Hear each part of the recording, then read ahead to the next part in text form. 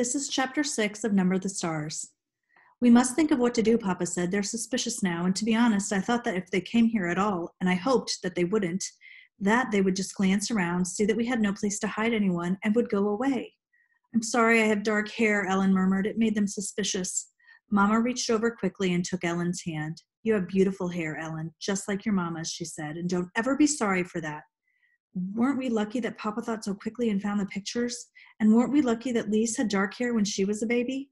It turned blonde later on when she was 2 or so. In between, Papa said, she was bald for a while. Ellen and Anne-Marie both tentatively smiled for a moment. Their fear was eased.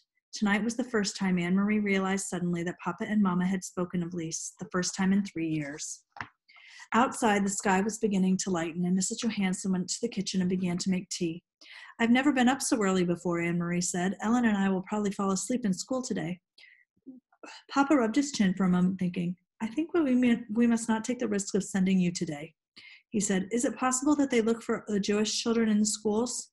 Not go to school, Ellen said in amazement. My parents have always told me that education is the most important thing. Whatever happens, I must get an education. This will only be a vacation, Ellen. For now, your safety is the most important thing. I'm sure your parents would agree. Inge? Papa called Mama in the kitchen, and she came to the doorway with the teacup in her hand and a questioning look on her face. Yes? We must take the girls to Henrique's. You remember what Peter told us? I think today is the day to go to your brother's. Mrs. Johansson nodded. I think you're right, but I will take them. You must stay here. Stay here and let you go alone? Of course not. I wouldn't send you on a dangerous trip alone.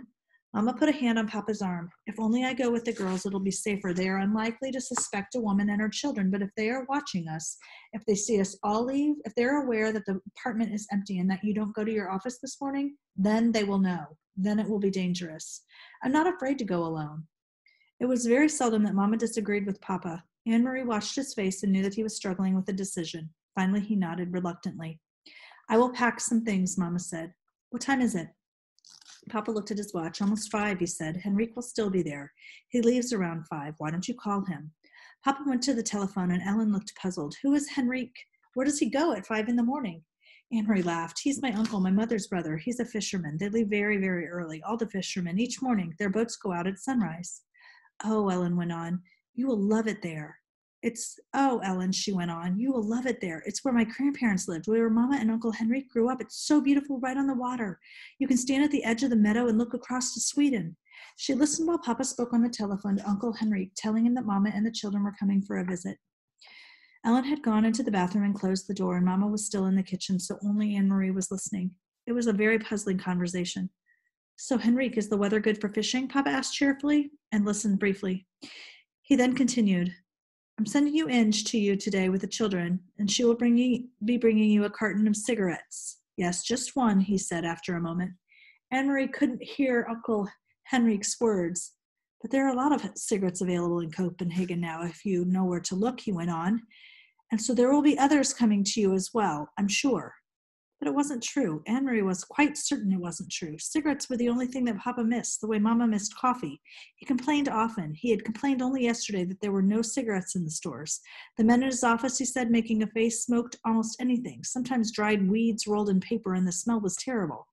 Why was Papa speaking that way? Almost as if he were speaking in code. What was Mama really taking to Uncle Henrique? And then she knew. It was Ellen. The train ride north along the Danish coast was very beautiful.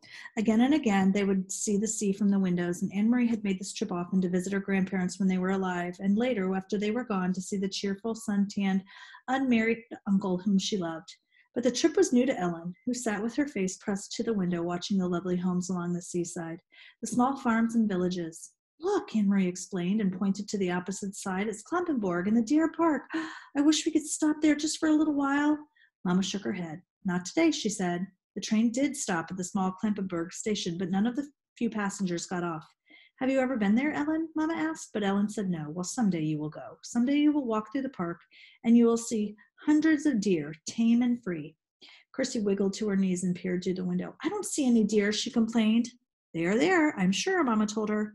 They're hiding in the trees. The train started again, and the door at the end of their car opened, and 2 German soldiers approached. Anne-Marie tensed. Not here, on the train, too. They were everywhere. Together the soldiers strolled through the car, glancing at passengers, stopping here and there to ask a question. One of them had something stuck in his teeth, and he probed with his tongue and distorted his own face. Anne-Marie watched with a kind of frightened fascination as the pair approached. One of the soldiers looked down with a bored expression on his face.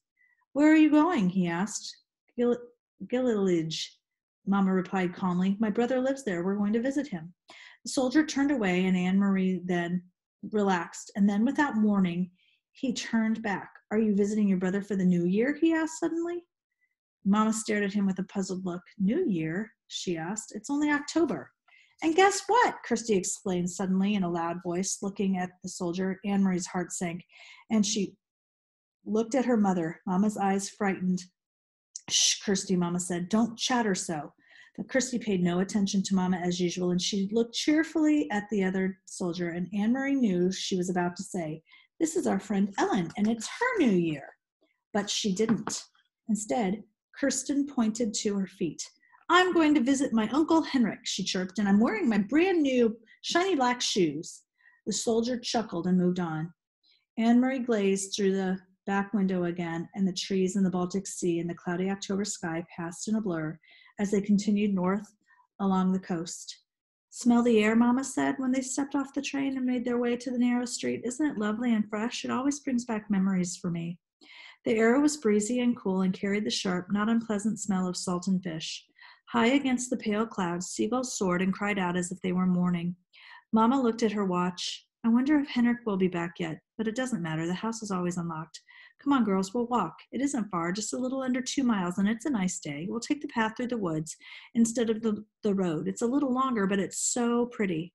Didn't you love the castle when we went through Hilsinger, Ellen? Kirsty asked. She had been talking about Königsberg Castle ever since they'd seen it, sprawling, massive, and ancient beside the sea. From the train, I wish we could have stopped to visit the castle. Kings lived there, and queens. Anne-Marie sighed in exasperation with her little sister. They do not, she said. They did in the old days, but there aren't any kings there now. Denmark has only one king anyway, and he lives in Copenhagen. But Kirsty had pranced away, skipping along the sidewalk. Kings and queens, she sang happily. Kings and queens. Mama shrugged and smiled. Let her dream, Anne-Marie. I did the same when I was her age. She turned, leading the way along a tiny twisting street, heading toward the outskirts of the village. Things have hardly changed here since I was a girl, she said. My Aunt Giddy lived here, in that house, she pointed, and she's been dead for years, but the house is the same.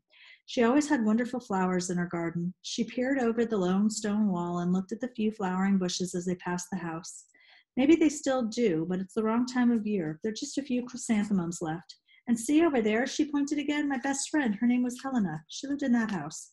Sometimes I used to spend the night with her, but more often she came to my house on weekends. It was more fun to be in the country. My brother Henrik always teased us, though, she continued with a chuckle. He told us ghost stories and scared us half to death. The sidewalk ended, and Mama turned into a dirt path bordered by trees. And when I walked each morning to the town for school, she said, my dog followed me this far. At the end of the path, he turned and went back home. I guess he was a country dog and didn't like town. And do you know what? She went on smiling. I had named him Trofast, faithful. And it was just the right name for him, because what a faithful dog he was. Every afternoon he was right here waiting for me to return. He knew that right time somehow. Sometimes I come around this bend, even today, I feel as if I might come upon Trofast, waiting still with his tail wagging. But the path was empty today. No people, no faithful dogs. Mama shifted the bag she was carrying from one hand to the other, and they walked on through the woods until the path opened to a meadow dotted with cows. Here the path skirted the edge of the field along a fence, and beside it they could see the gray sea ruffled by wind. The breeze moved from high grass. At the end of the pasture, they entered the woods again, and Anne-Marie knew that they would soon be there. Uncle Henrik's house was a clearing beyond the woods. Do you mind if I run ahead? She asked suddenly. I want to be the first to see the house. Go on, Mama told her. Run ahead and tell the house we've come home. And then she put her arm around Ellen's shoulders and added, say that we've brought a friend.